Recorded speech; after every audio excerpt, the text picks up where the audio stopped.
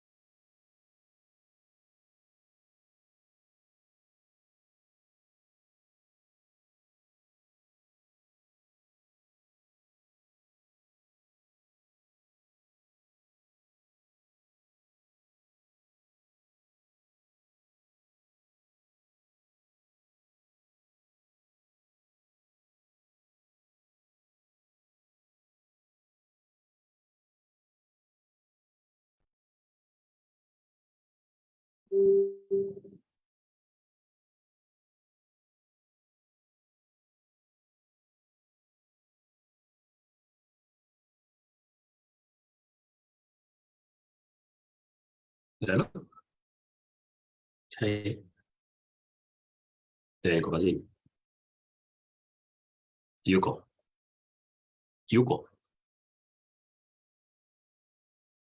Okay. Sawa.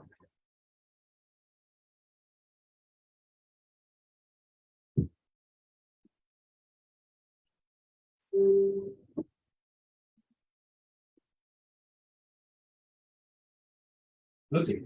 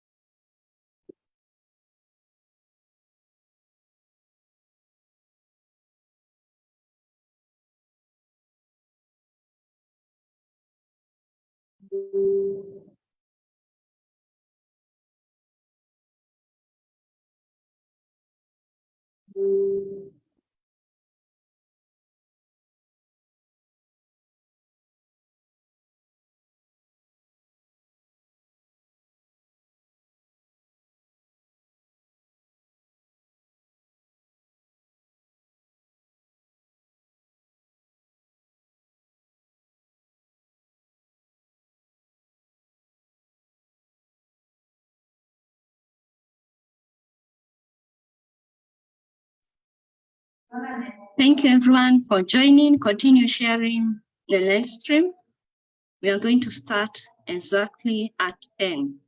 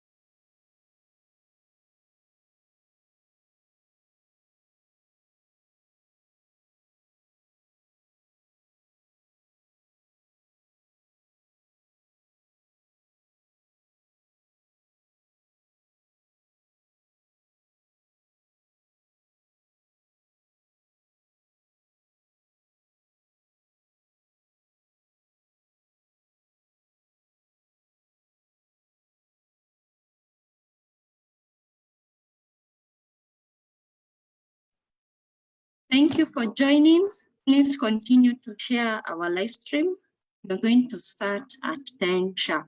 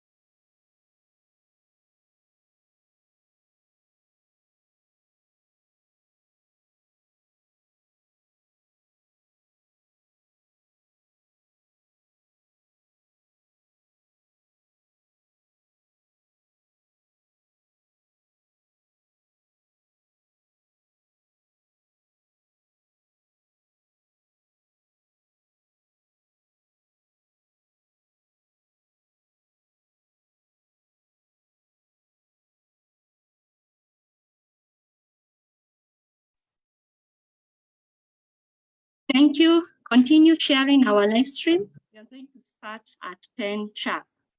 So we now have 3 minutes and then we start.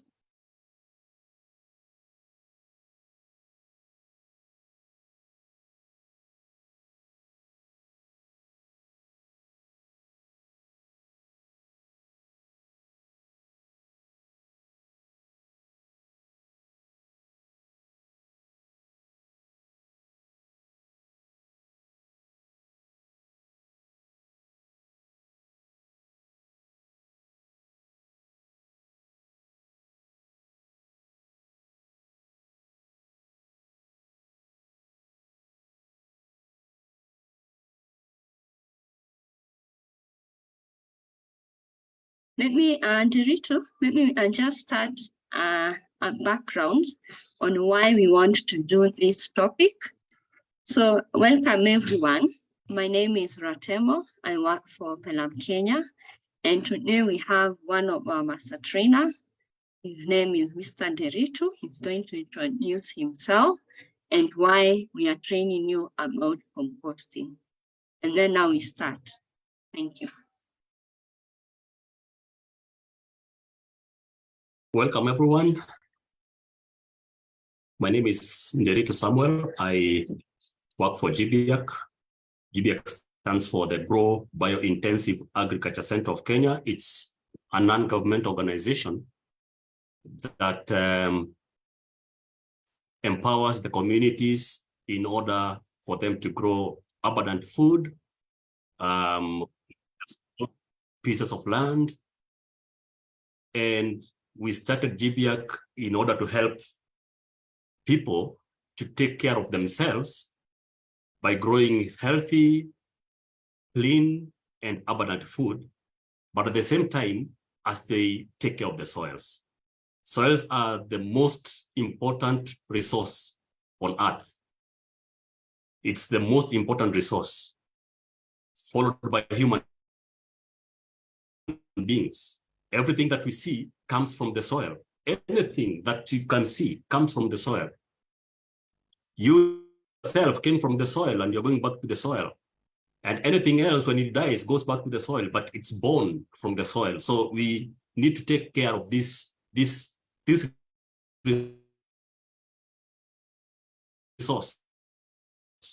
And that's why we are teaching about regenerating the soil, getting the soil back to its normal or original state by adding organic matter. Soil gives us food, and we are surviving because we are eating. And therefore, if we don't take care of this very precious resource, then we are going to suffer. And we can see the trend right now. Even people are suffering all over the world because the soils have been demineralized, meaning that soil fertility has been removed from the soil. We are growing food, but we are not giving back to that same soil that is giving us food. One of my mentors, his name is Alan Chadwick. He died in 1980. He said, give back to the soil as much as you have taken and a little bit more, and nature will provide to you abundantly. That's Alan Chadwick. And my current mentor, he's known as John Jevons. He says, you cannot change the externals. You cannot change the externals. But it's so easy for you to change the internal. The internal is your heart, but it can be your small place where you are. So it's easy for you to change where you are right now, and then automatically the externals will change. And, you know, we say, if many little people in their little places can do very many little things, they can change the earth or even the world.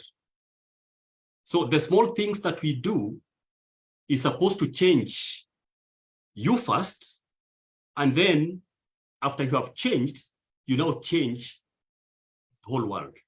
You start with the community or your village, and then you go to your country, and then the whole world. So the things that we are doing is very, very important. The little thing that you do. And that's why we are focusing on changing the state of our soil, the soil that has already died. For us to grow food, we need to do something to our soils. And 5 negative things have happened or are happening right now. 5 negative things that are preventing us from growing food. Number 1 is that we don't have enough soil fertility or enough fertility in the soil. Number 2, we don't have enough water. Number 3, we don't have enough organic fertilizers, because you go to the shops, the only thing that you find is inorganic fertilizers. And number 4, we don't have enough energy. We are eating a lot of junk foods and foods that have empty calories. So we don't have enough energy. And number 5, the population is growing larger and larger. And therefore, to feed the population will be so hard if the state of the soil is maintained the way it is. And so we need to think, how do we come back and change the state of our soils? The only thing that we can do is to add in organic matter, as I've said. And so the topic today is anyone can compost. Composting is a very simple science, Unfortunately, people are chasing technology today instead of chasing biology. We need to chase biology and not technology. Bio means life. So we need to think, how do we revive our lives? How do we revive our lives so that we live a better life? And a better life first comes from what we eat. We need to eat well. We need to eat a balanced diet. But what food are we eating? What food is coming from the soil? Is it really what we wanted to? Was it really the original idea or objective when we were growing that food in the soil? Because we grow food, but it's not giving us the nutrients, because the soil has no nutrients to give that plant. So anyone can compost so that we feed ourselves very well. So welcome again. My name is Samuel Nderitu. I work for GBIACK, and so I'm going to take you through this biology of reviving and regenerating and fertilizing the soil so that we grow abundant food. Yeah, so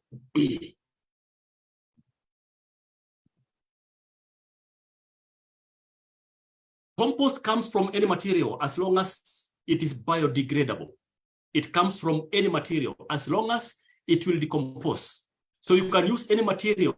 We encourage farmers not to throw anything that is coming from their farm. It has to be recycled. Anything that comes from your household has to be recycled because it has pulled nutrients from your soil. And we encourage farmers to use materials that are coming from their farms and not materials that have come from the externals. Change the internal first, and the external will change automatically. So the materials that come from your farm are the best because, of course, if you're an organic farmer, you know that they don't have chemicals. And so it's very, very important for us to understand that any material can be decomposted and you get the fertility that you want. But later we shall be looking at what are these materials that can be decomposted and which ones cannot be composted. And so we are going to look at several issues here, but let us look at the definition first. The definition of compost. Compost is a mixture of ingredients used as a plant fertilizer and to improve soil's physical, chemical, and biological properties. So we are talking about physical, we are talking about physical support of the plant, we are talking about root proliferations, we are talking about water storage and movement, we are talking about aeration in the soil, because when you apply compost in the soil, it helps to aerate the soil, it helps to resist erosion because compost acts as a sponge, so it pulls water. It helps to pull water. Instead of that water running off, it holds on that water. And a kilo of compost or a bucket of compost holds water 6 times of its weight. So that's very, very important. When you're talking about chemical property, we are talking about nutrient storage, we are talking about soil reactions, we are talking about energy and carbon storage. And when we're talking about biological property, we're talking about pest suppression, because once the soil is fertile, it suppresses pests, suppresses diseases. And nitrogen mineralization. When you talk about nitrogen mineralization, we are talking about conversion of nitrogen from organic form to an inorganic form as a result of microbial activities. So there are so many microbes in the soil that converts N or organic N into inorganic N, so that now the plant is able to take it easily. So it is commonly prepared by decomposing materials. Those are crop residues and food waste and recycling of materials and manures. And I put manures there in quotes because manure and compost are 2 totally different things that we are going to look at after this. So it results to mixtures in rich of nutrients and beneficial organisms, and the beneficial organisms could be bacteria, could be protozoa, could be nematodes, and fungi. So all those organisms are very, very important in the soil. So let's look at the differences between compost and manure. So the key difference between manure and compost is that manure is typically animal dung, and it also could be human waste. We call it human manure. I would like to encourage people to read a book known as Future Fertility, and it talks mostly about human manure. The science says that future of soil fertility will rely on human manure. Human manure is what you, is the waste, the byproduct of the food that you eat, the one that you lock somewhere forever, somewhere in a small house where you normally go. So science says that the future of soil fertility will depend on human manure. And this book here talks about human manure in depth. And so the differences is that compost contains almost all the nutrients that a plant requires. A plant requires 14 elements, 14 nutrients, macro and micronutrients. Manure, which is the dung, animal dung, contains very high amounts of nitrogen. And the plants requires different amounts of different types of nutrients, not just one nutrient. So if you pump in a lot of nitrogen from cow dung or from manure, that is the farmyard manure, then something negative might happen in your soil, because you will be doing what we call, you'll be causing what we call nitrogen toxicity in the soil, because you are pumping in a lot of nitrogen. That is from cow dung, from any kind of farmyard manure, be it poultry or anything else. So we need to think about what fertility strategy are we going to use in our small farms or in our farms? Is it compost? Is it manure? But we need to think, how do we improve manure so that it becomes more of compost? Again, we look at that as we go along. The goal for composting is to maximize quality and quantity of cured compost produced per unit of compost build, and to maximize micro biodiversity. We are thinking about micro biodiversity because down the soil there, in the soil, there is a lot of activities going on. And those activities are the ones that give food to the plant. So if you apply compost that is cured, when you're talking about cured composts, it means that it's compost that is ready to release nutrients in the form of humus. And so it provides a lot of life or microbial life in the soil that converts nutrients that are not ready to be taken by the plant to a form that is ready to be absorbed by the plant. So it's very, very important to understand our soils. And I normally encourage farmers to test their soils first before they do anything, before they plant. Test your soil so that you understand what nutrients are lacking and what nutrients are needed in that soil. 3 forms of compost appears in nature. 3 forms of compost. One, in form of manures. That is the farmyard manure that we're talking about. And that is when a cow or a goat or human being or anything eats food and then takes out dung. That is the manure. That is one form of compost. The other form of compost is the compost that we make, that I'm going to stress on today. The compost that you build using plants and dead plants that you have harvested, and then there are animals or organisms that also die inside that pile. That makes the compost pile. And then number 3, when you plant any crop and you harvest, there are roots that remain on the soil. So that makes another form of compost. So the roots and root hairs that remain in the soil, and then they die, and then they decompose, and then they become very beneficial to your soil, and again to the plants. Looking at the compost process, for compost to be called a pile, it requires organic matter, number 1. It requires minerals, it takes in water, and it requires microorganisms. And now that's what we call the raw materials. We are going to look at that again. What are the raw materials that we need? So that forms the pile. And then in return, the compost pile emits water in form of evaporation. It emits heat.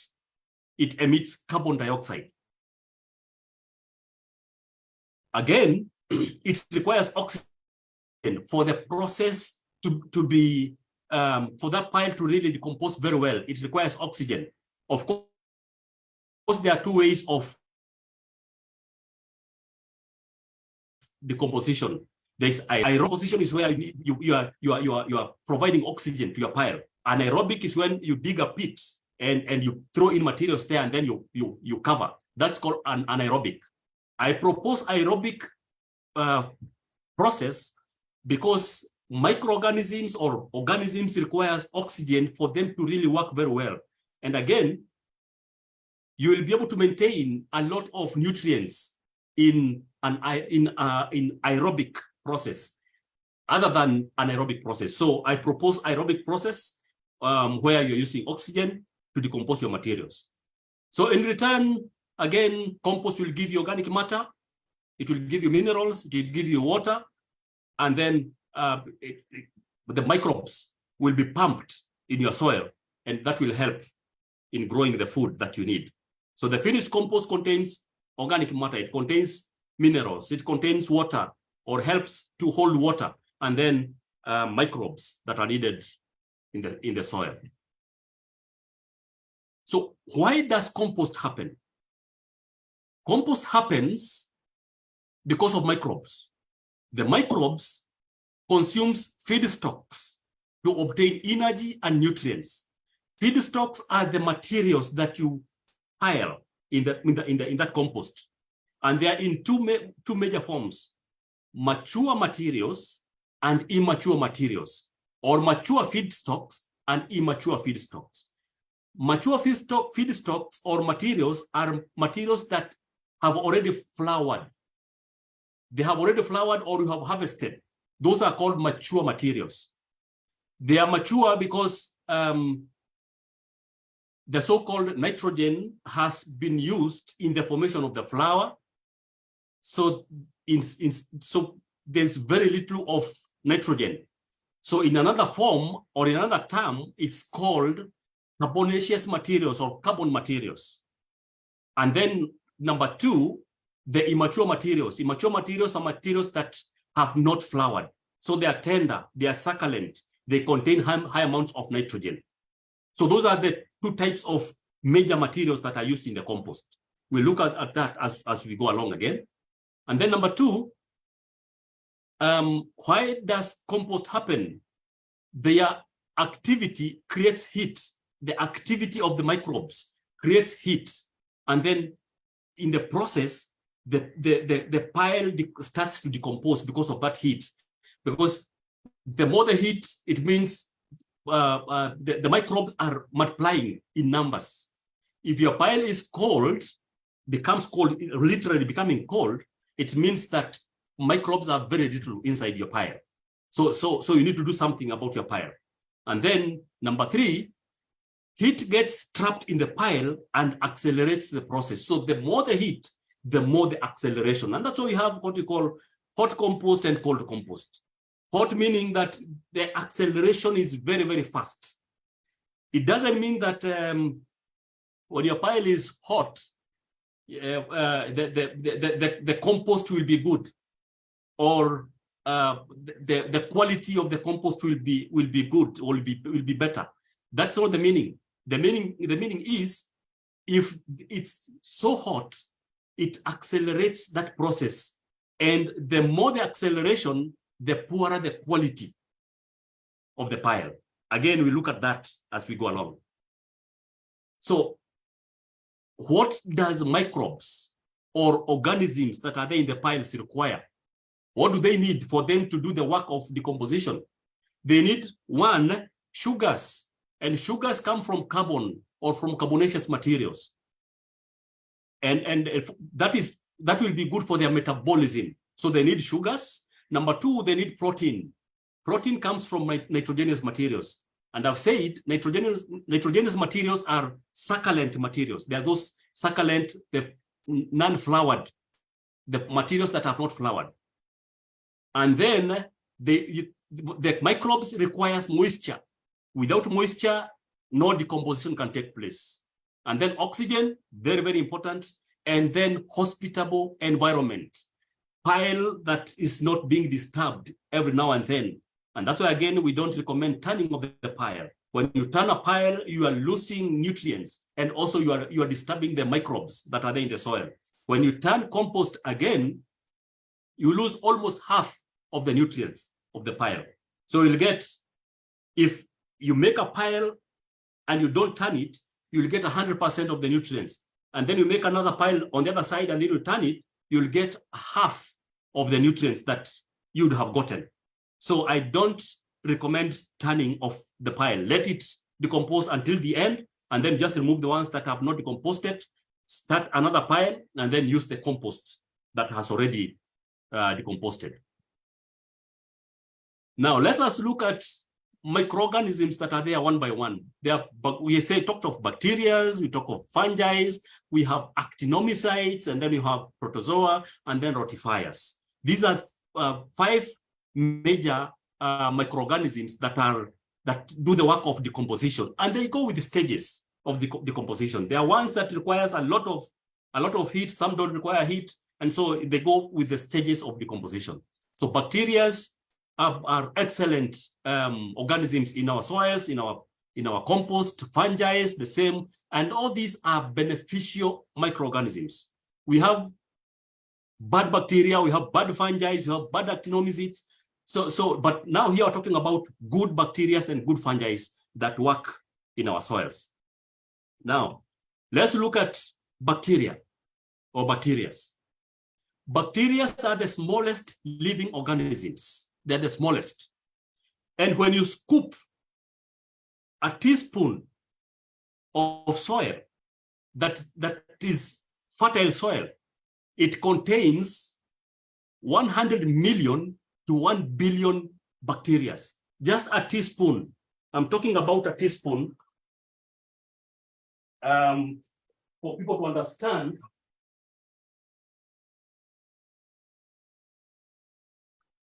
I'm talking about a teaspoon, a spoon that you use for stirring tea, for putting sugar in your tea.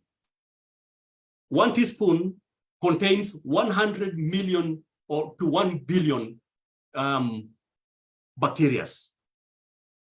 And they consume simple carbon compounds.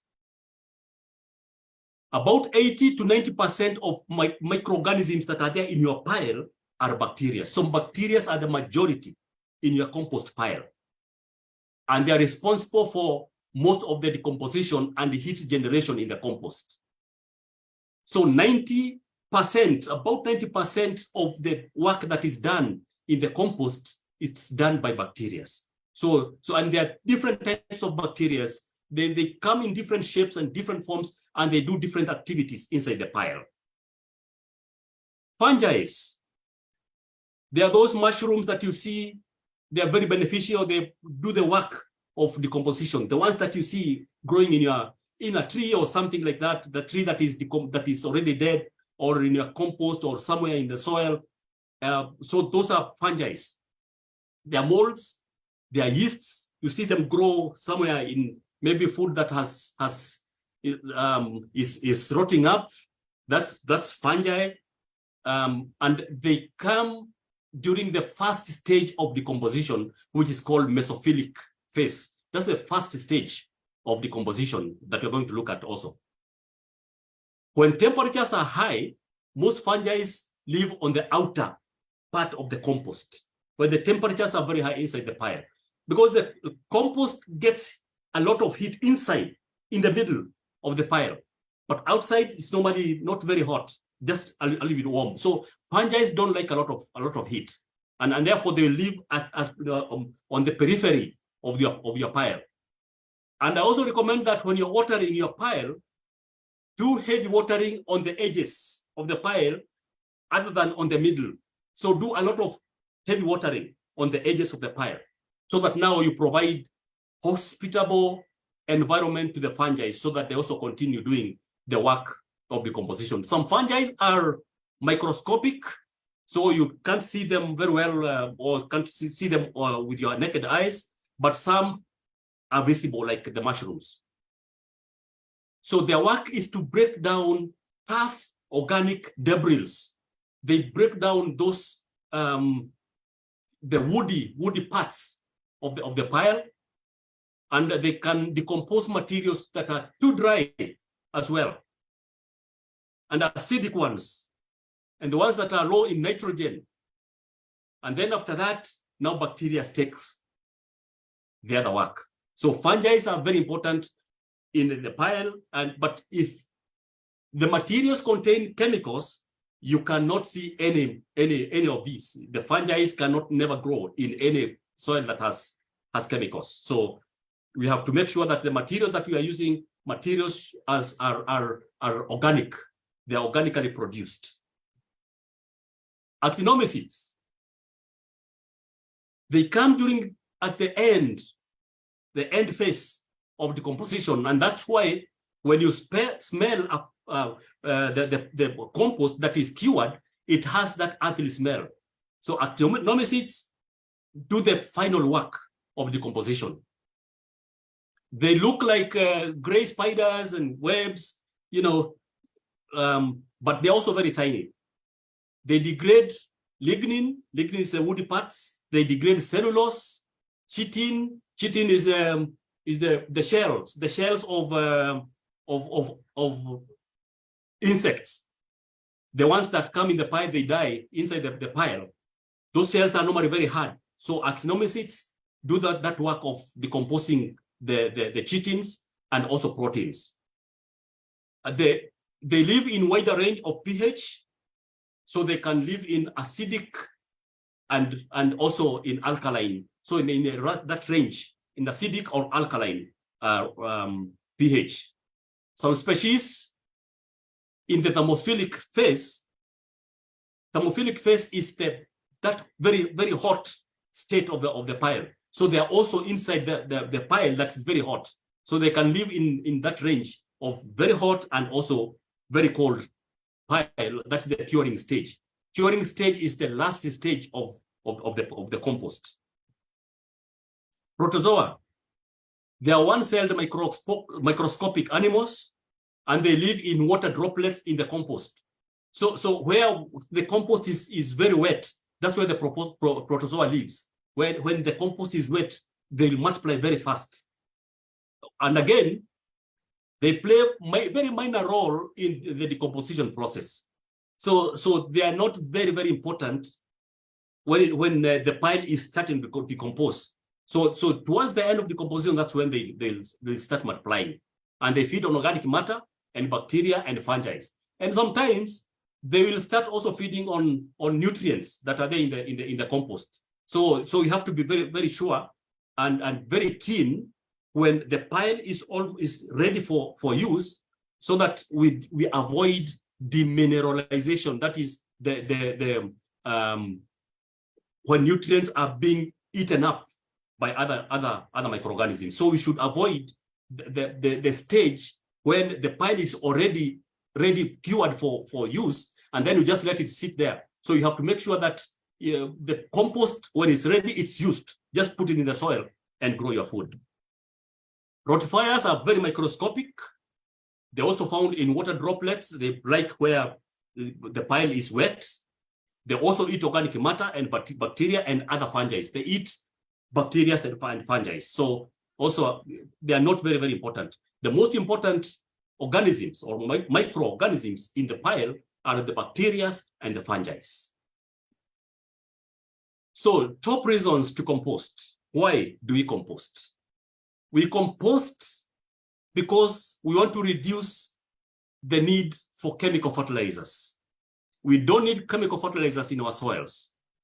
Multinational companies should grow broke this time round, because we'll make compost and use it in our soils, and there's no purchase of chemical fertilizers. Even if it comes, even if they bring it at 500 shillings per 50 kilos, we are going to say no to chemical fertilizers. because we are going to make our own fertilizers using compost and animal manures. Number two, you want to reduce the need of mulching. Mulching is good, but also biologically or scientifically, the dead mulch eats the nitrogen that is around your soil. Dead mulch eats nitrogen that is around your soil. So if you have enough compost, you don't need to mulch. So it reduces the need for mulching. Instead of you going to cut grass on the other side or outside your farm so that you can come and mulch your vegetables, use that mulch to make compost, and that compost goes into the soil because the soil will be fertile and it will be able to hold as much water as you want. Number three, it improves the structure of your soil. Compost improves the structure of your soil.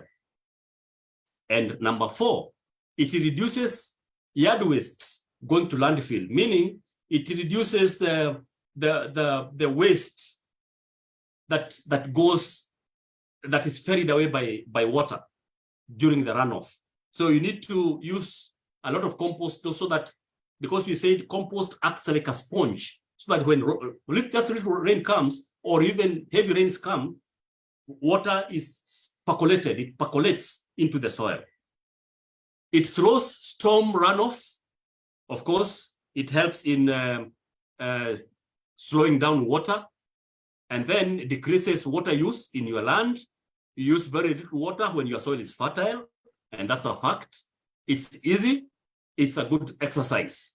So if you want to exercise, you make compost because it's a good exercise, and you feel good when already you have done your pile. You are now waiting it to decompose, and then you do your gardening work. Gardening is a therapy. If you are used to gardening, you don't get sick. I don't know, not sure about it. Importance of compost in the soil. Now in the soil, physical health, aeration. It helps in that physical, soil physical health aeration. Number two, soil acidity management. It's a buffer. It neutralizes acidic soils. So instead of you going to purchase lime, just use compost. It will neutralize the acidity levels in the soil. Number three, the crop yields and productivity enhancement. It gives you more food, more and more food. It's also soil micronutrients mineralization. It helps in adding in micronutrients and microorganisms and all those. So it's very, very important. Soil quality and fertility management. It helps to provide quality in your soil, and also it makes the soil even easy to cultivate. It adds in nutrients in your soil. It retains nutrients in your soil. It also helps in absorption of nutrients, and the plants are able to absorb the nutrients very well. It sequesters soil carbon because carbon materials pulls carbon that is in the air through the roots, puts in the stock, and then when you decompose it, becomes compost, and then you take it back into the soil. Carbon is not supposed to stay in the air. It is supposed to stay in the soil. So the soil is the home for carbon. Soil chemical property modification. It modifies the soil chemicals and provides good health to the soil. It also influences plant physiological parameters. It increases water availability in your soil. So compost is very important when it comes to all those elements that you're talking about. Compost is also a home for nitrogen storage. It helps to hold nitrogen for the farmer, so that now when it composes, you just put in the required amount of nitrogen that the soil requires. Now, I've said that it's a buffer. Compost releases nutrients very slowly, like a drip. So when you apply compost that is very well made, it can last for a very long time in the soil because it releases nutrients slowly by slowly. It is also food for microbial life. It provides food to the organisms that are there in the soil. So your soil becomes alive, not dead. And then it is, of course, an ultimate recycling process. So it helps in recycling of materials so that you don't throw materials just anyhowly. So compost is it's a storehouse for nitrogen that most of our plants require for us to eat and regenerate the nutrients in the soil. A healthy soil produces healthy plants, better able to resist insects and disease attacks. Pests look for a sick plant for it to eat. And sick plants become sick because the soil is dead. Plants become sick because there's no fertility in the soil. So the plant produces some sap that is very sweet, very tasty to the organisms, like aphids. So they attract aphids. And when aphids are attracted, the aphids also produces another sap that is also attracts other pests. So in the process, the pests are feeding on the plant, and then the other pests that are coming bring in diseases to that plant. So it's very, very important for us to understand that healthy soil is the only solution for any IPM solution, integrated pest management. So you need to provide the soil with the required amounts of fertility for you to avoid aphids, for you to avoid whiteflies, for you to avoid caterpillars and all that. So most insects will look for a sick plant for them to feast on. So the best way to control insects and disease in the plants is with a living, healthy soil faster than the poison that will kill the beneficial life in your farm. The chemicals will also kill you. So you need to think about, instead of you using chemicals to kill those pests, why can't you use a very simple method, a very simple process, and that is applying compost in your soil. It becomes healthy and you avoid all the problems in your soil. That is what you're talking about there. You're talking about healthy soils. Healthy soils will produce healthy crops, no pests. And even if there will be pests, those pests are just left because we'll have pests even in a healthy soil, but not in big numbers. And they are just left in the farm so that they control one another. And even if you are an organic farmer, definitely you will find some pests here and there. And a farm that has no pests, that is not an organic farm. So there will be some diverse types of pests, but not more, or one type of a pest is more than the other. There are just a few here and there, and they're controlling each other through the biological process. So that's a healthy soil that produces healthy crops there. Now, compost contains organic matter, and organic matter gives humus. And humus, I normally say that humus is the food that is on the plate that you're eating right now. So that humus is what the plants are eating currently. And organic matter is the food that is in the store. So it's very, very important for you to understand that for you to have humus, you must have a lot of organic matter. And organic matter and compost helps in the process that is called CEC, that is cation exchange capacity. And CEC is the maximum amount of total cations that a soil sample is capable of holding at a given pH. So plants attract nutrients around their roots. That process is called adoption. The process of bringing nutrients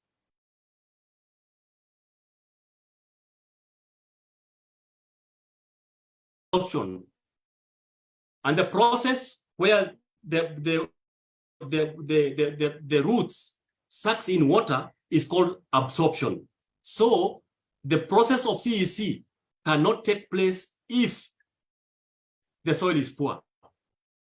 Clay soils or many types of soils they carry negative charges, and the nutrients like calcium, like magnesium, like nitrogen, they carry positive charges. So the soil attracts positive charges on themselves, and they hold those charges. So if the soil has no organic matter, it has no ability of holding nutrients. And so it's very important for us to understand that application of compost in the soil is the same as applying organic matter, and is the same as having humus in the soil that will help the plant to eat. So let's understand the process of cation exchange capacity, where the soil attracts positive charges in it,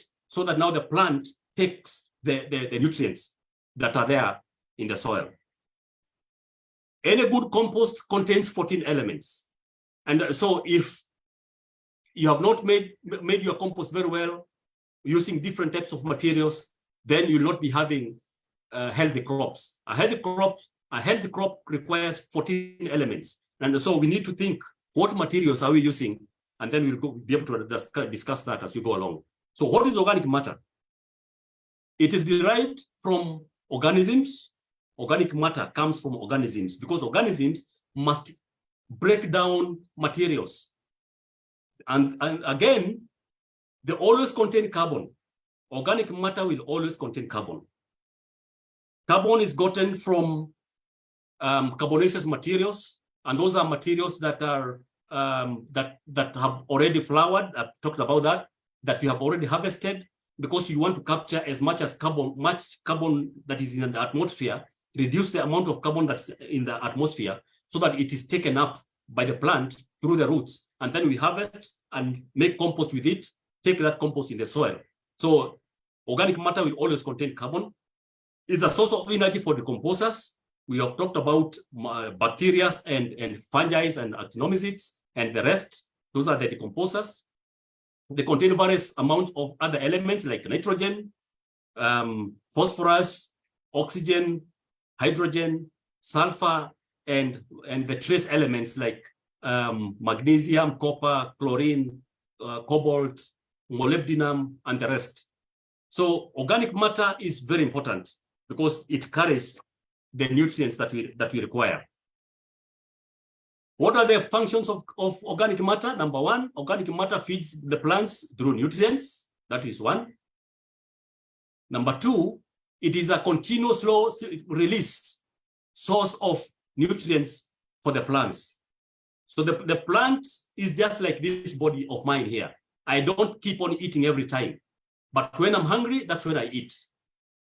As opposed to chemical fertilizers, when you apply chemical fertilizer during planting, and again you'll come again and top dress when the maize or the plant has grown. For the case of maize, when it's at knee height, that's when you're supposed to come and top dress using a chemical fertilizer. Organic fertilization is where the plant eats any time that it requires, that it needs food. So organic matter helps to release food bit by bit, slowly to the plant. When that plant requires food, when it needs to eat, that's when it takes that food. And then number three, organic acids in the humus help to dissolve minerals in the soil. So organic acids that are there in the humus, they help to dissolve minerals that are in the soil, so that now the plant is able to take the nutrients that they need. And again, organic matter is the energy source of the soil microbial life. It provides energy to the decomposers or to the organisms or to microbial life that is there in the soil or in the compost. And then number 5, the microbes that feed on organic matter in the soil temporarily bind the soil particles together. They bind the soil particles together so that leaching in times of heavy rainfall, it's avoided. And again, when the sun is so hot, again, it prevents the nutrients from evaporating from the into the air. So we need to embrace the use of organic matter and adding a lot of organic matter in our soils so that it will help to bind nutrients together. People that are in clay soils, like where I am right now, we have clay soil here. Clay soil does not have a lot of organic matter naturally. So when it rains, clay soil become very mushy. And you can even dip your hand inside the ground and the hand just goes in because it becomes very mushy. Again, when it is dry, it becomes totally dry like a stone. That is because the soil doesn't contain organic matter. It doesn't have organic matter. So if you apply organic matter in the clay soil, it helps now that soil become better, holding water, releasing water. And also when it is dry, that soil does not crack because organic matter binds the soil particles together. And so it avoids all those challenges that are there in the soil. So microbes will feed on organic matter and then helps to bind the soil together. Very, very important. Now, inside a pile of compost, there are millions of microbes. And the microbes come simply because of the materials, the plant materials that are there, that you have applied there. That's why they come. They come because the organic matter has started to decompose. So you'll find out that the bacteria will feed on organic matter. I don't know whether you can see the cursor. So these bacteria here feed on organic matter. The protozoa feed on, some protozoas feed on bacteria. Some fungi feed on organic matter. Some nematodes feed on organic matter. But also there are arthropods that feeds on fungi, they feed on nematodes, they feed on bacteria. Birds will feed on arthropods and animals will feed on nematodes, and that process continues like that until ourselves, we are somewhere here where we feed on what has been produced by organic matter. So it goes in levels.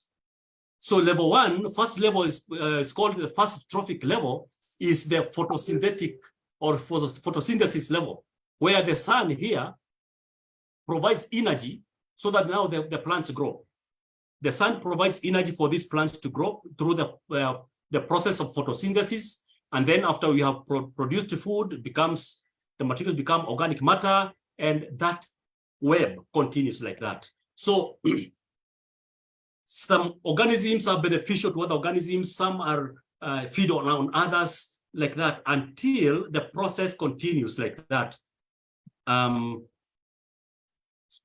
And millions of organisms in the pile, and the process continues like that until we have a cured compost pile from this organic matter. We have a cured compost pile. So that's the soil food web. It's important for us to understand how all that process, because we need to understand that biology. The food web decomposition process is divided into 3 levels: level 1, level 2, and level 3. When decomposition is taking place, the first level is called the primary consumers. The primary consumers, and these are the consumers or the organisms that come to shred. Their work is to shred, to eat materials, to eat crop residues, to eat plant materials, the plant remains. And then level 2 is called secondary consumers, where they come to eat on the first, the primary consumers. So the level 2 eats level 1, and level 3 eats level 2. So that work continues, works like that. The consumers, they eat one another. In the process, they produce the nutrients that are required. So what goes into the pile? What goes into the compost? Number 1, I talked about mature materials. I also talked about immature materials. And those are the major materials that are required in the pile. Mature versus immature. Some people will talk of carbon versus nitrogen materials. And some people will talk about browns versus greens. But I would prefer to talk about mature versus immature materials, because that's easily understandable, because mature materials are the ones that have already flowered and above, you have either harvested, and then immature materials are materials that have not been harvested or have not flowered. They are succulent, they are tender, they will provide nitrogen. Mature materials will provide carbon in the soil.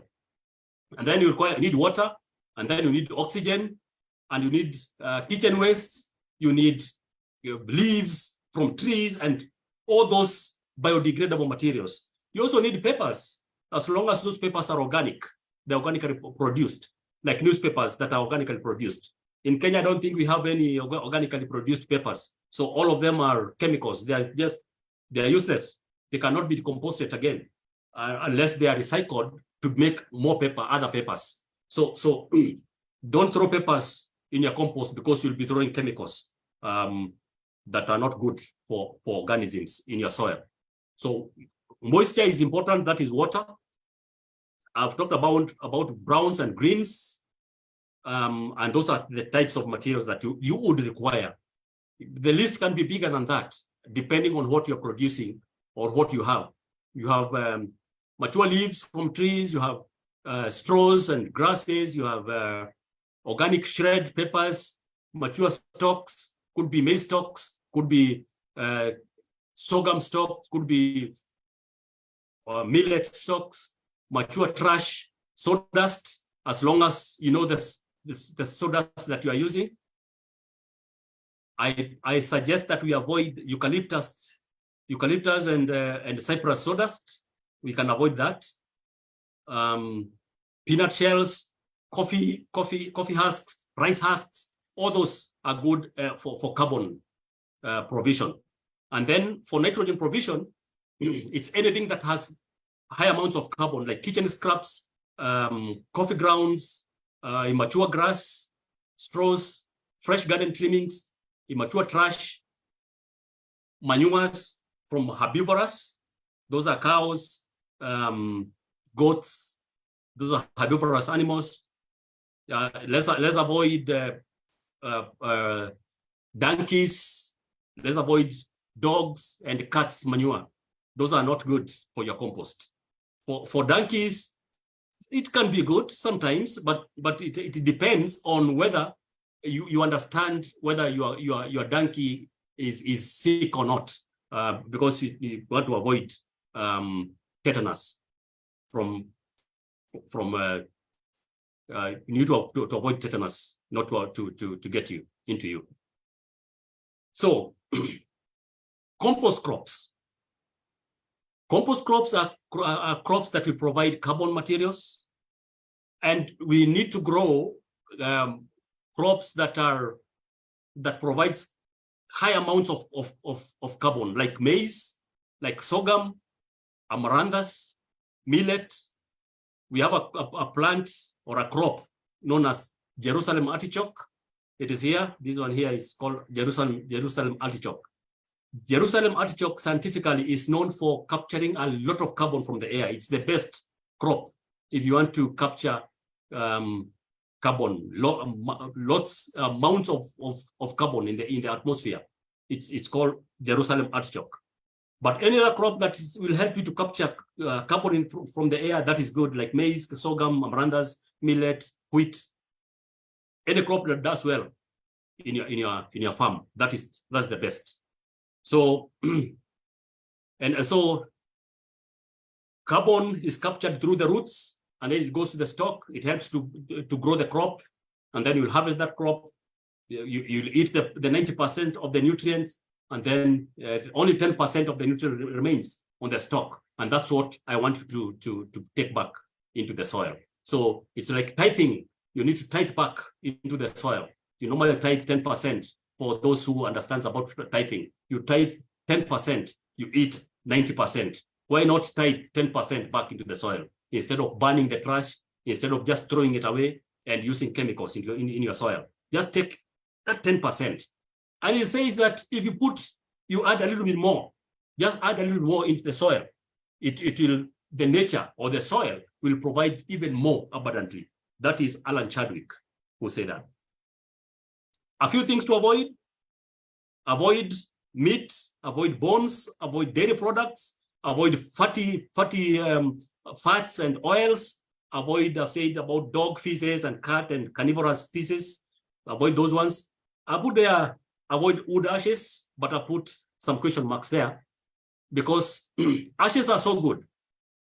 You can apply ash in your compost, but you need to test your soil first before you use wood ash, because wood ash is alkaline in nature.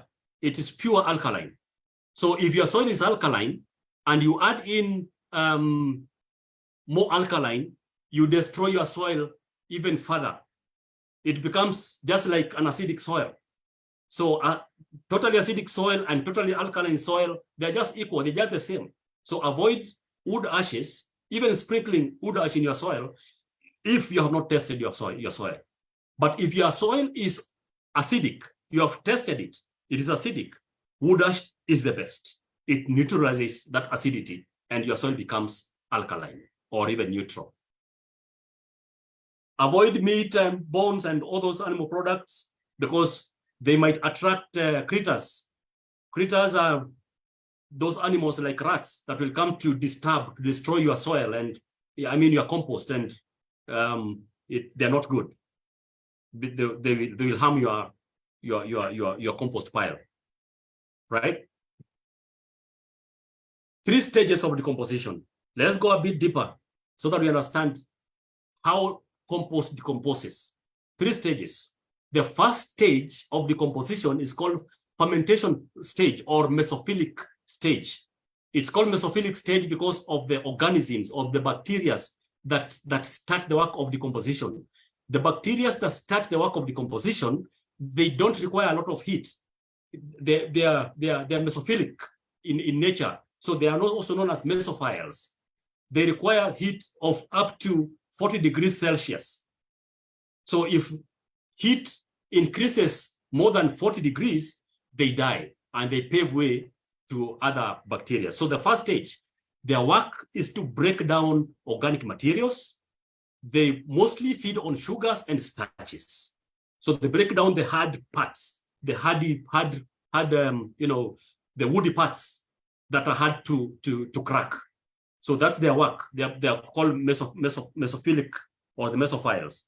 And then the second stage is called the thermophilic stage. That's the second stage, thermophilic stage. The work of thermophiles is to eat or to break down proteins and fats that are there in the plant materials. So this is where the actinomycetes come in, other bacteria come in, they break cellulose and hemicellulose, and they now start building humus in the pile. So that's the second stage. It's called the thermophilic stage. Thermo, because it's very hot, the heat goes up to 65 degrees Celsius, up to almost 66 degrees Celsius. And so it's quite hot. And then the third stage, that pile starts to cool down. It goes back to the first stage, the thermophilic stage. And that is the curative or curing stage. The the pile starts to cure so that now it's ready for use. Now, after the pile is ready, it has cured fully.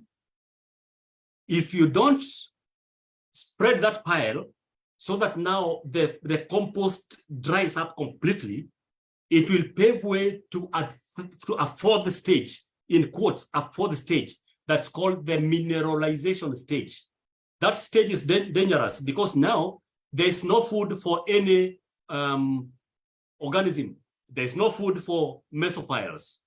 So what will happen is that the mesophiles or the bacteria will start eating the nutrients that are there in the pile. So you need to avoid that stage as much as possible by spreading that pile so that now the compost dries up and any microbe that is there will become dormant. They become dormant so they don't eat. So if you don't spread it, the organic matter will be reduced. It will be very low in that pile to up to 10%. So we need to avoid that pile by spreading the pile. I mean the compost, spread it so that it dries, and you don't spread it on under the sun. It has to be under the shade or inside a house. And then when it dries after maybe 1 week, you can now bring it back again, and then you can store it where you want, maybe in sacks, or just put it anywhere until you start using the cured compost pile. When you're talking about cured compost, it is compost that is ready for use. When you apply compost that is not cured in the soil, when you take compost that is not ready and you put it in the soil, it means that the decomposition process will start again. The decomposition starts again while in the soil. Imagine you have applied compost, a handful of compost in the soil, and you have planted a seed of maize there or beans. What will happen? The nitrogen that was to be used by that seed for it to start growing, that nitrogen will be used by microbes to start the work of decomposition, because the materials that you have applied in the soil were not fully decomposed. So that is, it will be useless when applying any materials that are not cured in the soil, because you now destroy your soil even much faster. Now, the nutrients that will be there in the soil will not be used by that plant that you have planted there. It will be used in the second season. So it's advisable that apply only cured compost in the soil so that it will be ready to produce humus that will be taken up by the plants. And the plant sucks the nutrients like a drip, slowly by slowly. So let's avoid that stage, mineralization stage. There's a chart there that shows the phases of decomposition. I've said phase 1 is mesophilic stage. Phase 2 is dermophilic stage. And then phase 3 is mesophilic stage 2. And then the curation stage. That is when now you're using it. When you're using your pile, it's called the maturation. The pile is already mature. But again, if you are not careful, it will go to mineralization stage. And let's avoid that. To summarize on the stages, mesophilic bacteria, they break down soluble, readily degradable compounds like sugars and starches. Number 2, dermophilic bacteria, they break down proteins and fats and oils. So they work with actinomycetes to break down the cellulose and hemicellulose. Actinomycetes and fungi are important during curation phase in attacking most resistant compounds. So they finish the work of decomposition. So those are the actinomycetes. So that summarizes that's the process and the stages of decomposition. For us to understand our compost very well, we must understand the CN ratio, the carbon to nitrogen ratio, the CN ratio. So this is the ratio of total mass of elemental carbon to total mass of elemental nitrogen. That means that carbon has to be very high as compared to nitrogen. And it's expressed as how much more carbon than nitrogen, how much more carbon than nitrogen. So the ratios should be high amounts of carbon and very little of carbon, of nitrogen. So it's expressed as nitrogen is always equals to 1. Nitrogen is always, that's the formula, N is always equal to 1 when it comes to the biology of composting. So it does not account for availability, which is affected by degradability, the surface area, and the particle size. So we are going to see how does the size of the pile affect decomposition. How does other factors affect decomposition? So the CN ratio of an ideal compost starts from 25 to 35 to 1. So 25 of carbon, and we're talking about 25 parts to 1 part. But the most ideal that I have researched on is 30 to 1. So 30 parts of carbon and 1 part of nitrogen. The medium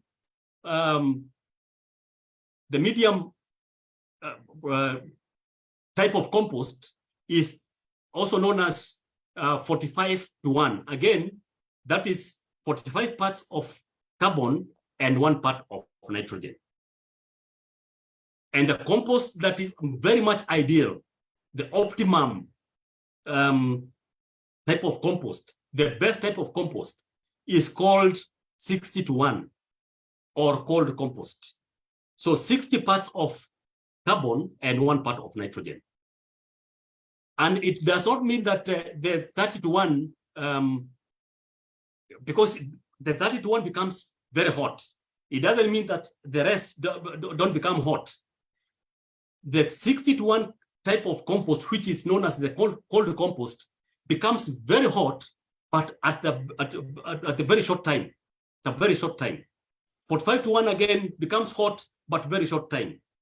But the 60 to 1 becomes hot almost the same, the whole process of decomposition. So it becomes very hot, it cures very quickly. The 45 to 1 cures moderately, and 60 to 1 cures slowly. Takes up to around 6 months to cure. The 30 to 1 takes about 3 months to cure. Not so much difference in terms of time, but the type of the quality of compost that you get from the 60 to 1 is very high quality. And even 45 to 1, not so bad, but I would avoid the 30 to 1 compost, because that one also, when you apply it in the soil, it's digested very quickly. So it's not a very good type of compost. Physical factors affecting composition, particles and structure. Decomposition happens on the surface. Small particles requires more surface area. Very fine particles prevents airflow because they pile together. So if you use very small particles of like use a lot of rice husks, they are small particles. Airflow inside the pile will be very slow. So you need to avoid small particles. Again, the rigidity or rigid particles provide structure and help in aeration. Particles that are rigid, particles that are bigger, they help in the aeration. So oxygen is able to flow very well inside the pile. So that tells me that we need to mix small particles versus rigid particles. We mix in the compost. Let's not use a lot of one material as opposed to the other. Moisture, how does it affect the decomposition? Required by microbes. Microbes requires moisture. the moisture, optimum moisture content in a pile is supposed to be around 60% moisture. If you test using a moisture meter, around 60% moisture. 40% fungus can dominate in the moisture provision. So when you apply moisture in your pile, you are encouraging fungi, which are very important in the decomposition process. Again, you avoid dust, so you have to make sure that you are applying some, just a little moisture, so that you avoid dust even when you are working on your pile. Temperatures, how does it affect decomposition? Temperatures are required by microbes. That is optimum amount of temperature is required by some microbes will require low temperatures, some will require high temperatures. So temperature affects decomposition. The optimum moisture, I've talked about that.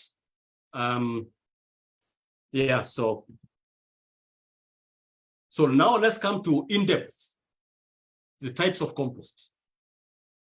3 types of compost. Hot compost. This type of compost, the hot compost is a type of compost where we are using a lot of immature materials. Remember, we talked about mature versus immature. This is a type of compost where we are using a lot of immature materials as compared to mature materials. And that is in volume. So the hot compost cures at around 60 degrees Celsius. Takes less than three months to decompose. The nutrients are not a lot of nutrients that are there in the hot compost, because you are using a lot of succulent materials, and carbonaceous materials are very little. So let us choose the type of compost that you're going to make. This is called hot compost. 30 parts of carbon and 1 part of nitrogen, and that is in volume. All right. So we are talking about 30. According to the research that you have carried out, it means that you have used 67% of mature materials and 33% of immature materials. And that is a lot. We are talking about that of 33%, that is a lot of nitrogen that you are pumping in this pile. And in terms of volume, this is 33% is way much more than 67% in terms of volume, because it's in bulk. So that is 30-1. 45-1 means that mature versus immature are equal. They are the same in terms of volume. The mature and immature are equal in terms of volume. And this one takes between 3 and 6 months to cure. It's averagely a good type of compost because it contains a lot of different types of nutrients. So not so bad. And then 60-1 compost. So this is where the mature materials are much more. They are much more than immature materials. And you're talking about 60-1, you're talking about 90% of carbonaceous materials or mature materials and only 10% of immature materials. 90% mature, 10% immature. And this one takes, again, not a lot of time, between 6 and 8 months, it will have decomposted and cured fully. Now, with the 3 types of compost, I would ask you, which one would you prefer? For me, I prefer cold compost because, yeah, it will take a longer time to decompose, but when you apply it in the soil, it takes a lot of time, again, in the soil before it is digested, all of it, by plants. So it takes a lot of time in the soil. It releases nutrients slowly by slowly. So if you apply it this season, next season, that material, that compost, that humus will still be there in the soil. So this is the best type of compost as far as I'm concerned. So how do you use compost? How to use compost?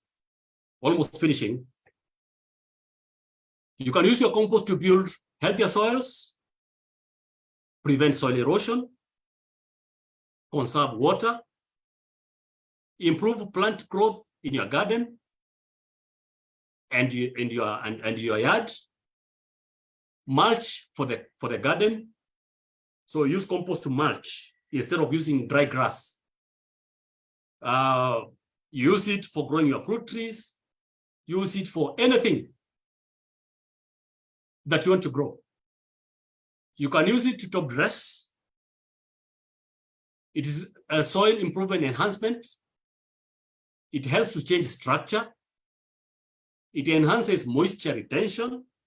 And I said, 1 kilo of compost, that is cured compost, holds 6 times its weight. So 1 kilo holds 6 liters of water. So if you use 10 kilos of compost, it will hold 60 liters of water. It holds, it does not release. Again, attracts organisms like earthworms, which helps in aeration of your soil. So those are the benefits of compost. In case your compost is not decomposing, it is not, you pile it 1.5 meters high, and then after 4 days, you find it is still 1.5 meters. It means that decomposition process has not taken place. And that's what we call troubleshooting. What will happen? What are you supposed to do? So if materials are not decomposing, add water. Maybe you never applied enough water. Number 2, turn the pile. Just remove the materials and turn them, if that is possible. If again they are not decomposing, you can add some green materials inside there. Add green materials. If your pile is producing ammonia gas, some ammonia odor, very strong gas, it means that it contains a lot of nitrogen.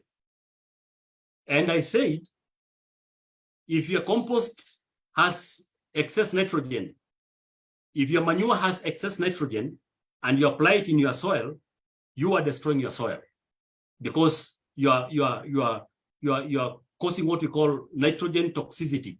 It is poisonous. That is toxin to your soil. So you need to avoid excess nitrogen, but increase on carbon. Increase carbon provision in the soil and reduce nitrogen. So ammonia gas means that the pile had a lot of nitrogenous materials. So add in carbonaceous materials or straws in that compost. If your pile is not decomposing, and what is doing it is rotting, there's a difference between decomposing and rotting. If it is rotting up, then it means that there is no oxygen. So turn it up. You turn it on the other side. And then add other materials inside there, the dry materials, coarse materials, so that it helps to regenerate oxygen in your pile. All right? So what we need to do for us to grow sufficient, abundant food is to compost the empire. Thank you for listening. Again, my name is Nderitu. I work with GBIACK. So if there are any questions, I will welcome them. Over to you, Ratemo. Thank you, Mr. Nderitu. I have posted on Facebook for participants to share their questions. So allow them to start posting, and then I read them out for you.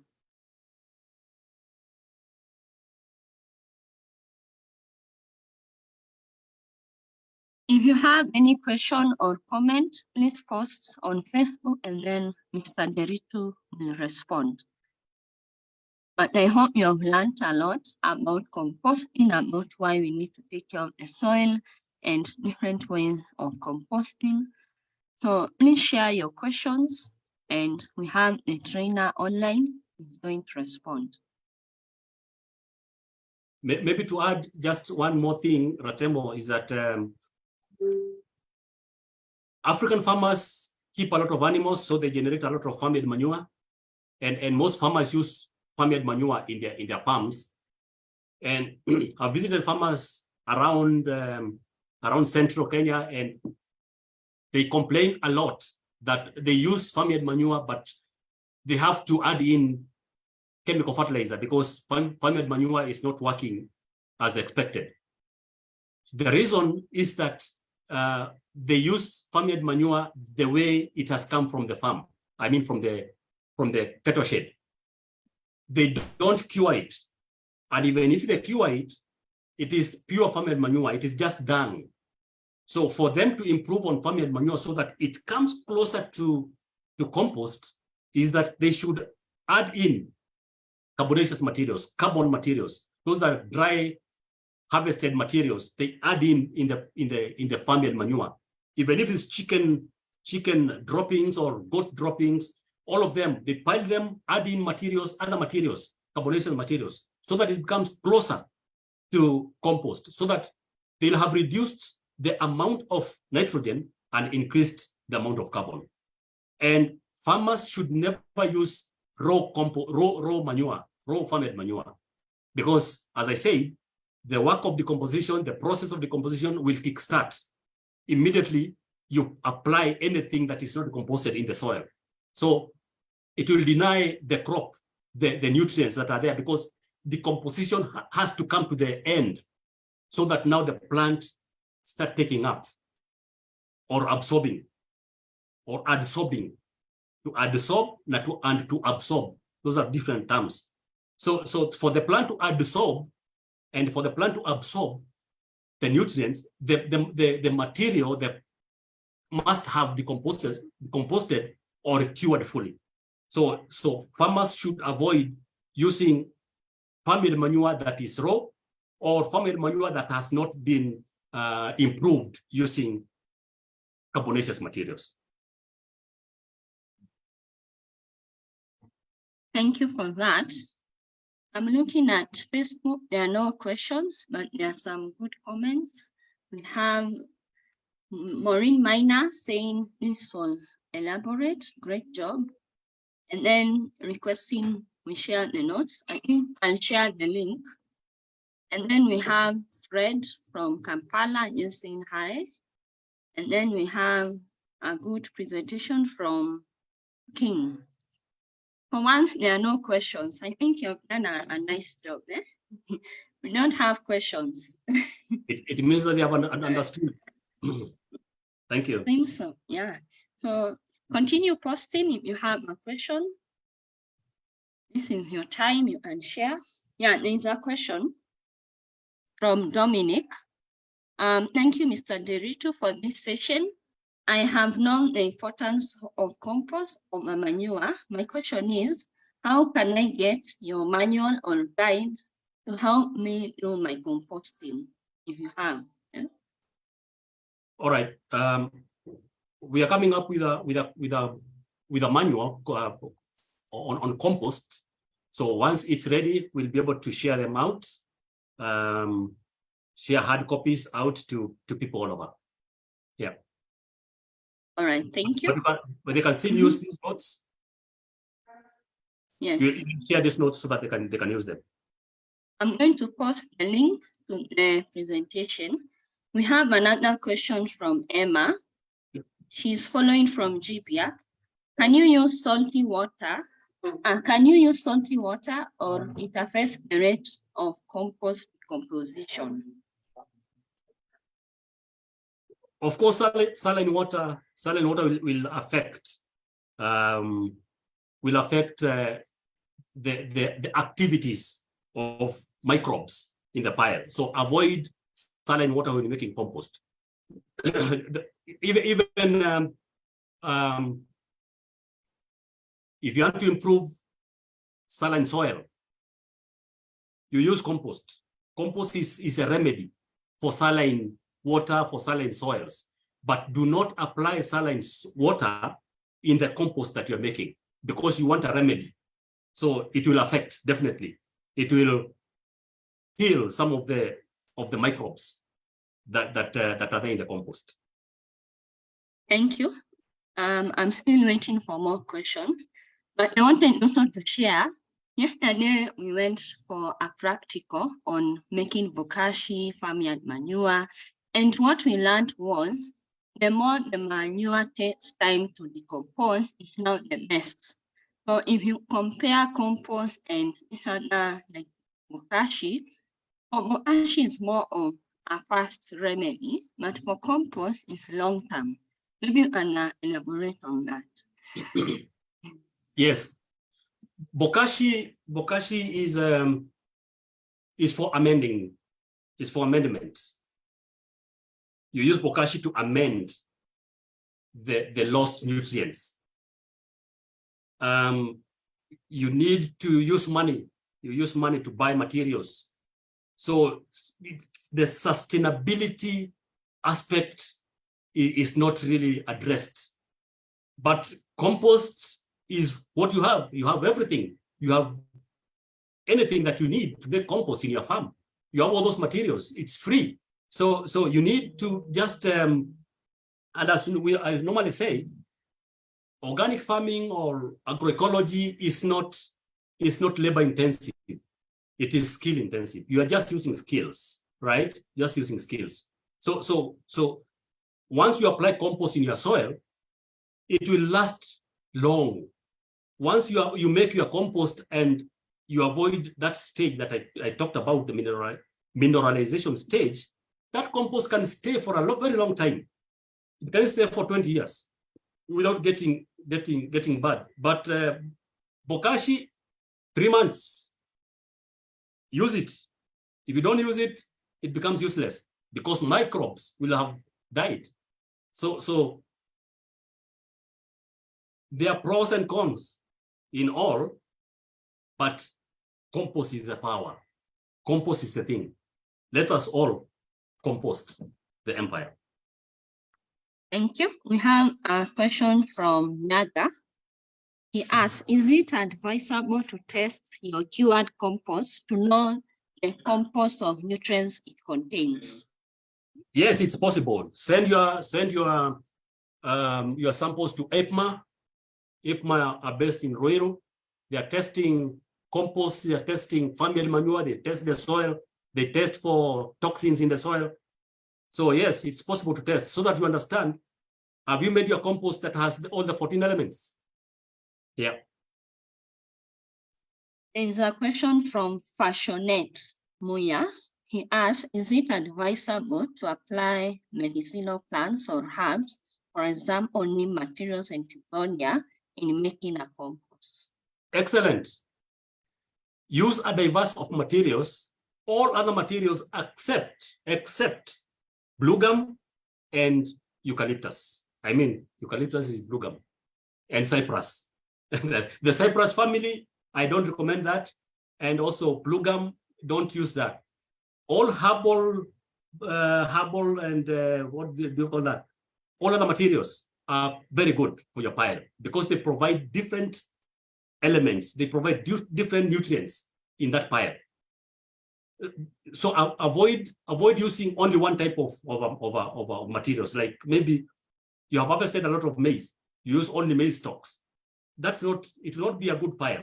So you're supposed to apply different types of materials. And sometimes we harvest a lot of crop. Maybe we have a lot of maize, but you never had because now what you have harvested is mature material. You don't have immature. So for you to provide nitrogen in that pile so that microbes will find protein so that they break carbon, you can apply a little of farmyard manure or manure, either cow dung or even if it is fresh. You can apply just a little in every layer if you don't have immature materials. So you put up a layer of maize stovers and then you sprinkle a little bit of cow dung, put another layer of maize stalk, like that, and you continue the process. Thank you. We have other questions. Moses Njoroge is asking, in Moranga, we have a lot of dry mango leaves during dry season. Can we use them as carbon materials in composting? Can you come up again with the question? In Moranga, we have a lot of dry mango leaves during dry season. Can we use them as carbon materials in composting? Yes, that is of course, all leaves are carbonaceous in nature. So use the leaves, but if you have a lot of leaves, they might take a lot of time to decompose because we call them, they require a bigger surface area. And so they kind of prevent oxygen to move around, to provide oxygen to the microorganisms. So you need to have other materials, so that you put a little bit of the leaves and a little bit of the other materials like that, so that you have some air spaces. Mango leaves are excellent. All kind of leaves from different trees, and especially indigenous trees, they're excellent. Thank you. We have a question from Maureen. I work with farmers who keep livestock, and when you talk about compost making, they cry a lot because this is food for their livestock. So how can you advise them? Yeah, that is true. That is very true.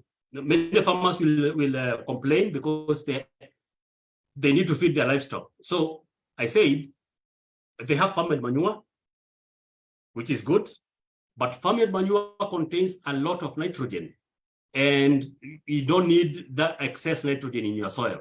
You will be destroying your soil even 5 times faster than even using chemicals or chemical fertilizers. So you need to reduce on nitrogen and increase on carbon. So remember the CN ratio. It has to be at least 45 and above, 45 parts of carbon and 1 part of nitrogen. So with the farmed manure, they can incorporate other materials like other trash. They just add in the farmed manure and let it sit somewhere under the shade for as long as they want, and then it will decompose, and then they'll use it in the farm instead of making compost, piling the compost, and they're complaining of livestock feeds. So they can use farmed manure that has been improved. The farmed manure that has been improved is called Boma composts. Boma compost. Thank you. So we have another question from Nyaga Wanjiro. Thank you, Mr. Nderitu, for the perfect presentation. For farmers who are starting to build compost, what are the best practices in compost storage? Are there storage materials you recommend? Just store your compost under the shade or somewhere in a house, just under the shade. As long as it's not rained on and there is no direct sunlight hitting your compost. Anywhere under the shade, that is perfect. Again, if your compost is fully cured, I said avoid mineralization stage, spread the compost, let it dry under the shade, and then now you can bring it together, and then you can cover. Just cover it with a polythene, or you can cover with other materials like grass, dry grass, or banana fibers, as long as it's not hit by the sun directly and it's not rained on. And especially when it's rained on, all the nutrients are leached. So avoid your compost from being rained on when it's fully cured. Thank you. I think also during preparation, you select a site that is already with a shed, so that when you turn, you just don't have to move it to another storage, if I'm not wrong. Yes. Yeah, site selection is important. And again, in a farm, if the farm is big, maybe it's 1 acre, have like 2-3 points of making your compost, so that you avoid carrying compost from one corner to another. And I say that the work of composting, which is organic farming, is skill intensive. not labor intensive. Thank you. We have another question from Emma. Is it advisable to add rabbit urine or vermiliquid and other teas to make compost? When you add additives in your pile, it means that you want your pile to decompose quickly. And you see rabbit urine, that is pure nitrogen, vermity, that is pure nitrogen. So you're adding in nitrogen. So it becomes a 30-to-1 compost. So in another term, I can call it fortified compost. You're fortifying your compost so that it decomposes quickly. Not a good idea. A good idea is where you let the compost to decompose naturally. And a good farmer will have 3-4 piles of compost. 3-4 piles, not just one pile. So one pile that was made today, another pile that was made a month ago, another pile that was made like 6 months ago. So that the 6 months ago pile is being used right now. The 3 months pile is in the process of decomposition, so that when you finish using the 6 months pile, you have the 3 months pile. And then after that one, there's the today's pile. And again, after 1 month, you are making another one. So the process has to continue. So compost making is a process. You keep on making because the soil keeps on asking. Yeah. And remember what Alan Chadwick said, give to the soil as much as you have taken from it, and a little bit more, and nature, that is the soil, will provide to you abundantly. So keep on pumping into the soil. We have another comment. This is more of a comment from Nancy. I wish farmers can make more compost for building their soil. Once you plant your crops with manure, no need of using fertilizer. Just a comment from Nancy. And then we have questions from Edwin. The first one, how long is the window for adding materials in the compost?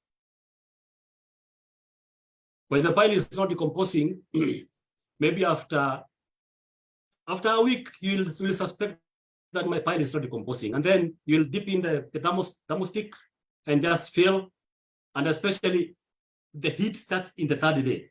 So if 1 week or 2 weeks, the pile was 1.5 meters high, it is still 1.5 meters high, that's the time that you either turn it or restart it again.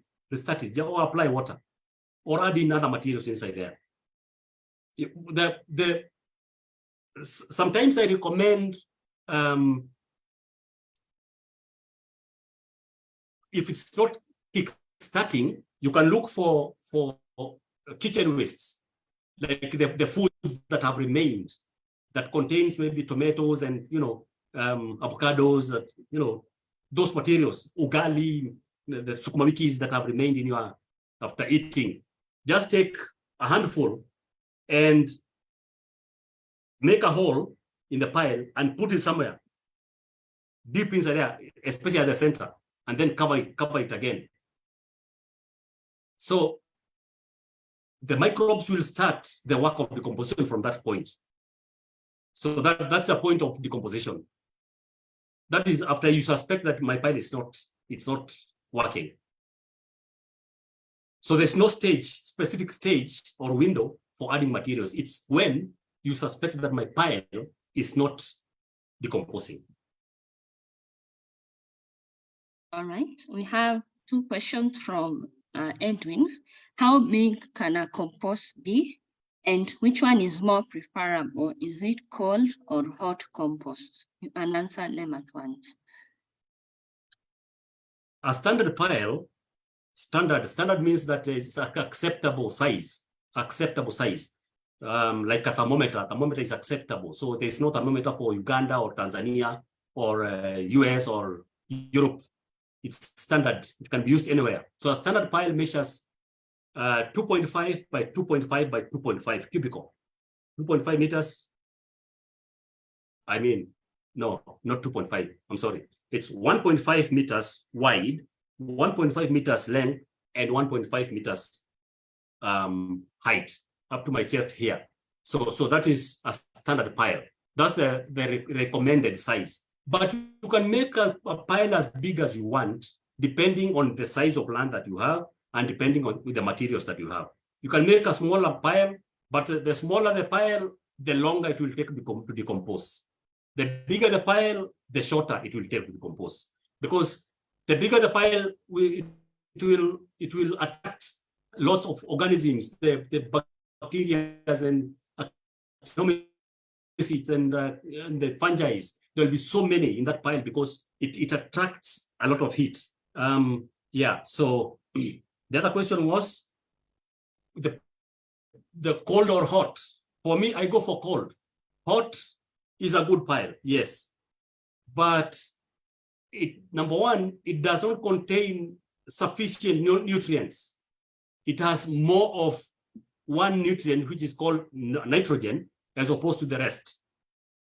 Again, when the hot compost is fully cured, and you apply it in the soil, it takes a very short time. It is digested, becomes digested very quickly by the plants.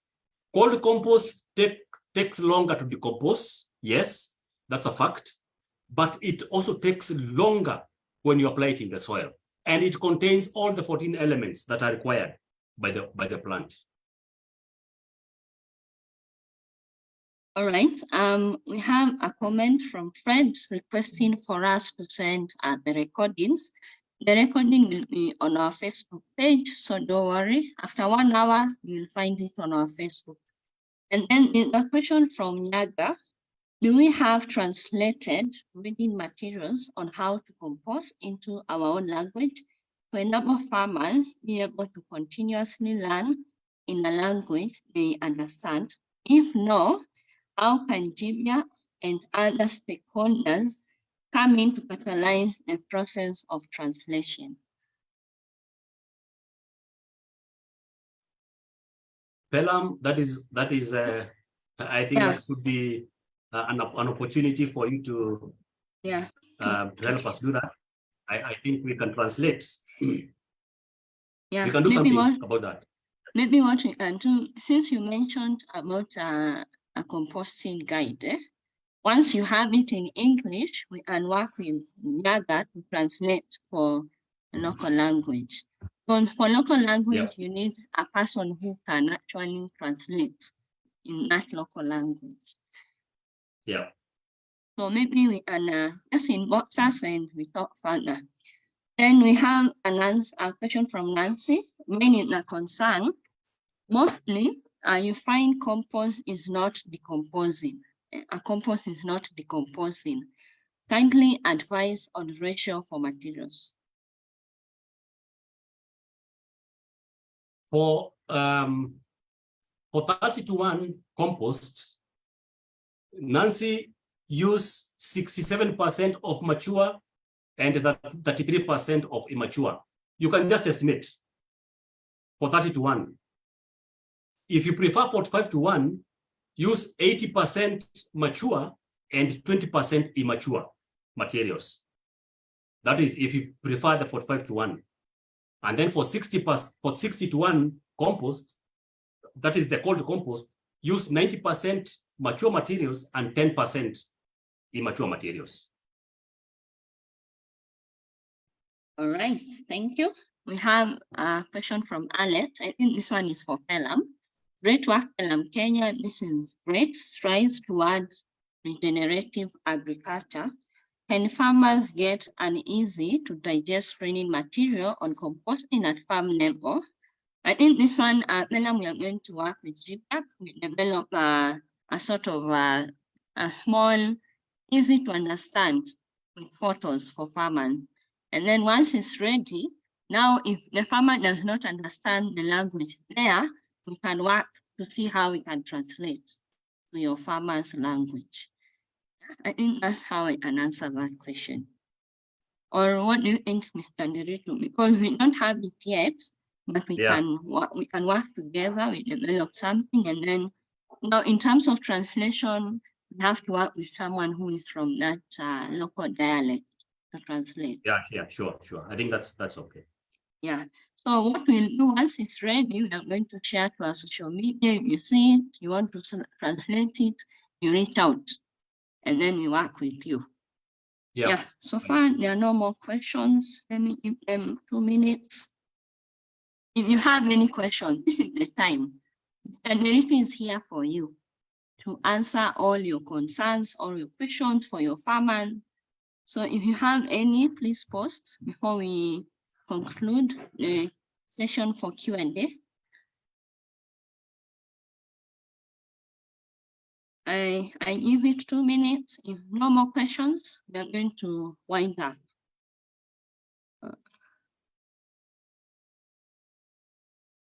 And Mr. Nderitu is also on Facebook. Maybe you can share your social media so that people can also reach out.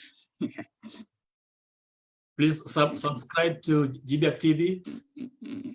Subscribe to GBIACK TV. You'll find all the most of our videos there.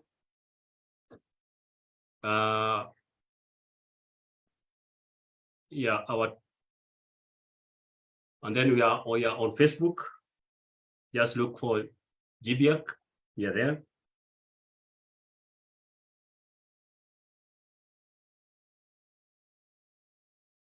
Yep.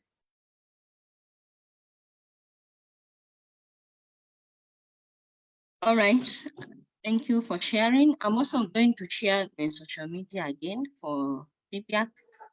And in case you have more questions, you feel free to visit their center. They also have practical training they can do for you to learn more about composting. And then a question from Edwin, we'll take the last one, Mr. Nderitu. Yeah. So the question is, how can one make the process of compost to be more efficient in terms of the composition and the outer layers? We get a lot of material that is not fully decomposed.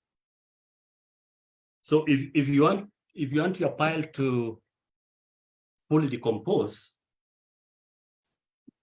the mistake that we make is that we normally water at the center only. So if you want your pile to decompose almost equally, but of course there will be some materials, there's a few materials that will be remaining on the periphery, you make sure that you are watering heavily on the sides. On the sides has to be watered heavily. And I said that the fungi like feasting on materials that are on the sides. So if you don't provide moisture, then you'll find out that the compost is decomposing only at the center. So make sure that you provide enough moisture, but making sure that heavily you do heavy watering on the sides where the fungi are. All right. Last question from Moses. So in terms of composting, what is the piling procedure? Come up again. What is the what? Piling, how you pile up the materials. What is the procedure for that? The way you pile materials is as follows. Number one, site selection. Make sure that it's under shade, any kind of a shade. And the most important shade is 1 o'clock shade. Making sure that your pile is not it's not heated. The pile is not hit by the 1 o'clock sunlight.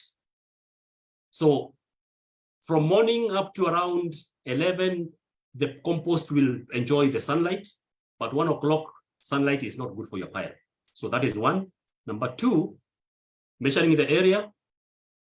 The measuring the area, I've said you can do 1.5 by any length, 1.5 for easy working, so that if you are two of you doing the work of composting, one is on this side and the other one is on the other side, so that now you do the piling together.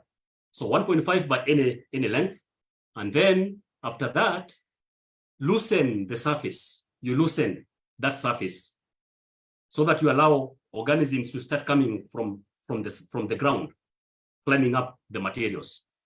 Then you take the materials that we call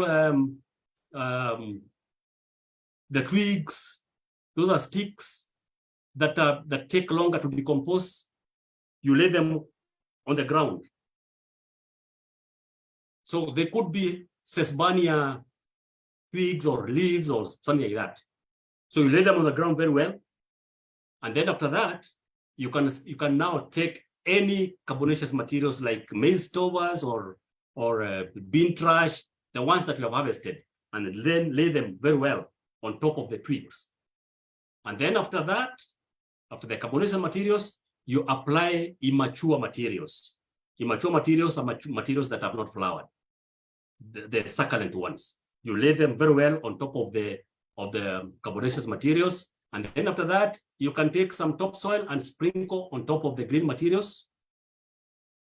And then after that, you take again the carbon materials, place them on top of that soil that you've sprinkled. And in every layer, sprinkle a little water. Every layer, you are applying just a little water. So you continue with that process. So the mature materials versus immature. Mature materials is immature. As you apply, just sprinkle a little onto topsoil. The work of topsoil is to introduce microorganisms and some macroorganisms also in that pile. So that now the decomposition will start from anywhere. And then when the pile is at the middle, it's about 75 centimeters high. Take some food remains and apply at the center of the pile. That where you apply the kitchen remains, some remaining of foods, the foods that have remained in the kitchen, that point there is called the point of decomposition or thermophilic point. So that's where the pile will ignite. And then now you still continue until the pile is 1.5 meters high by any length. So that's a simple process of piling the materials and making sure that you're applying different types of materials, not just maize stalks and bean trash. Just apply different types of materials so that they also supply different types of nutrients in the pile.